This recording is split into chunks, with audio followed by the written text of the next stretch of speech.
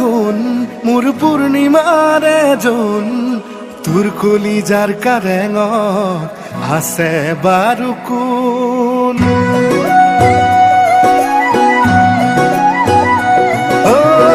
বুকুৰে শুন মোৰ পূৰ্ণিমাৰ এজন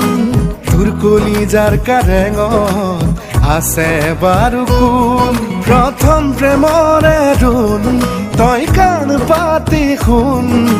মিঠা মিঠা সপোন আহে জানো কোন মৰি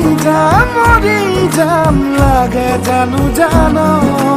জোন তৰা থপিয়াম কথাটি যদি শুন